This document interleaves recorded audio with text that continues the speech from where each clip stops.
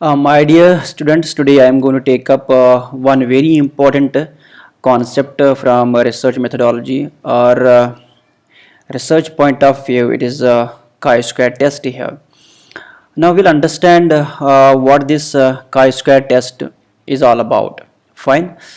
Okay, we'll go further with this concept. First of all, we are going to understand when can we use this test, that is chi-square test. If we have a data set available with us, can we use chi-square test? No. We have to first check which type of data is available with us. After understanding the data, after having the right comprehension about your data, then only you can use your chi-square. Let us see like under what conditions we are going to use this chi-square test, or what type of data we should have, then we are going to use a particular test, be that chi-square test, right?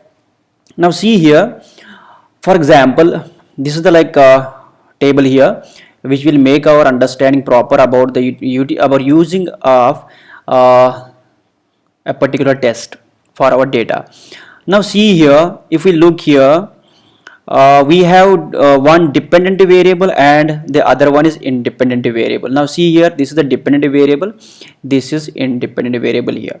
Now if our data is metric, both like our independent variable is metric and our dependent variable is also metric, like both when dependent and independent variables are metric, we are going to use regression. Then if our independent variable is metric and dependent variable is non-metric, this one we are going to use linear discriminant analysis or binary regression. Now if our independent variable is non-metric but the dependent variable is metric, we are going for hypothesis testing or regression with dummy. Now if our both the variables, that is dependent variable and independent variable, this variable as well as this dependent and independent, if both these two variables are non-metric, they are non-metric, or I can say they are like categorical variables, in short I can say, then I am going to use chi-square test or cross tabulation, right?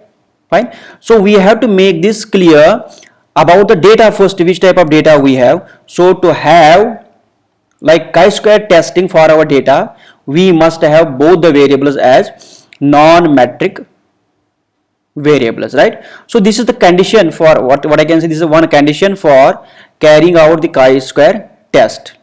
Fine. Now see here, the chi-square test is commonly used for, that's what I was telling you, it is commonly used for testing the relationship between two categorical variables here. We must have two categorical variables here. Fine. Then it cannot make comparison between continuous variable or between categorical and continuous variable. That means we must have only categorical variables. We cannot use chi-square test if we have continuous variable, or if we have one continuous variable and the other one is categorical variable. This one is categorical and the other one is continuous variable. Say for example, if we have dependent variable is categorical and independent variable is continuous, in such situation, in such conditions, we cannot use chi-square test, right? So the condition here is we must have both categorical variable. Then chi-square test of independence only assesses association or relationship between the categorical variables, and it cannot provide us any kind of inferences about the causation. Why is it because of? It will not tell us.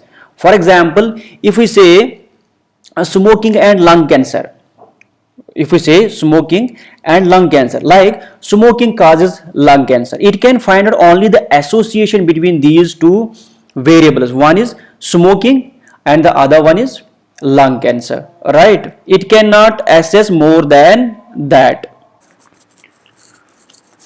Then we have next chi-square statistic is most commonly used to evaluate tests of independence when using a cross tabulation, and this cross tabulation is also called as bivariate table. The table which I have shown in the beginning of this table, beginning of this presentation of this video, is the bivariate table only.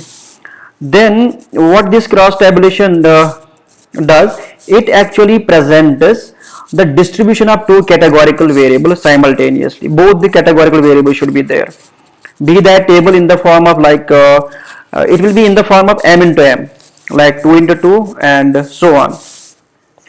Then the one more condition for this categorical variable is, actually I am going to take that in the data requirements, like what type of data is required for our chi-square. Here data should be nominal or ordinal, that is it should be non-metric data, it should not be metric.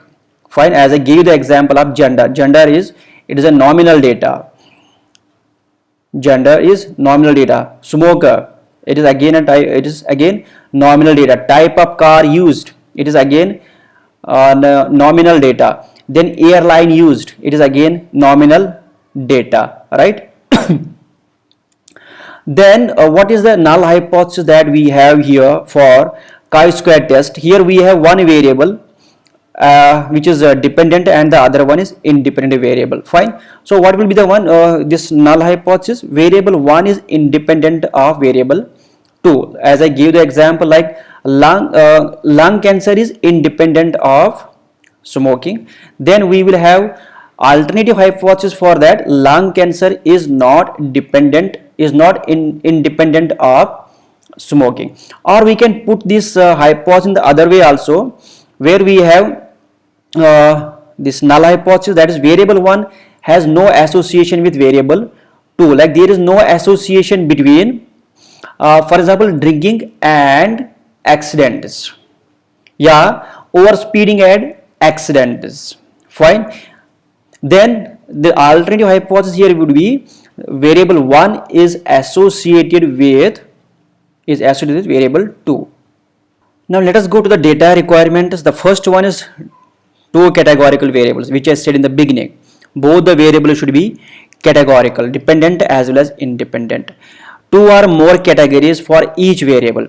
If we have one dependent variable and the other one is independent variable, and in those we should have two or more than two categories. For example, if we talk about the gender and smoking, right? Gender and smoking. In gender, smoking, if we say smoking is dependent on gender, right? What are the different categories that we can have in gender? We have male, female, transgender, etc. Right? So let us take male, female and transgender. Only these three genders if we take. So these are three different categories in gender. Right? Then we have smoking. If we talk about smoking, we can have a smoker and non-smoker.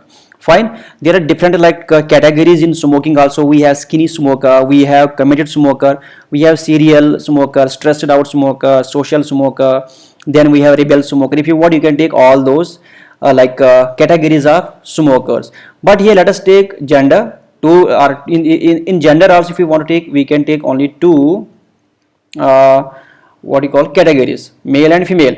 In smokers we want smoker and non-smoker, and then we want to find the association, or we want to find out the dependence between these two variables. Then we should have large sample size. Here this is very important, sample size should be large. Then one more important here is expected frequency should be greater than 5 for all the cells. When we are formulating that crosstab for the data, in that the expected frequency should be greater than, what? It should be greater than 5. You must be knowing how do we find those expected frequency. It is expected frequency is equal to row total into column total divided by grand total. This is how we calculate this expected frequency. But when we go through SPSS, it will give us all these expected frequency calculated. Fine. In case if any of these expected frequencies are less than 5, then we are going to use Fisher's test. We cannot use chi-square test. So we have to make sure all the expected frequencies should be greater than 5, right? So this much is, I hope this is understood, this much. Now let us go to the decision rule of this chi-square test. If we want, here the simple decision rule is, if p value is less than our selected level of significance, that is alpha value. If we take alpha is equal to 0.05, that is 5% level of significance, or if we take 1% level of significance, that is 0.001, or if we take 10% level of significance, what is the rule here? The rule is, if p value is less than 0.05, we are going to reject a null hypothesis. If p value is greater than 0.05, this is here, if p value is less than 0.05, we are going to reject a null hypothesis. If p value is greater than 0.05, we are going to accept a null hypothesis, right? So I hope you understood the concept of this chi-square test, like when we can use this chi-square test. Now my dear students, in my next video I am going to take up one data set. I am going to take one data set and I am going to run this chi-square test on that data. Thank you so much for watching this video.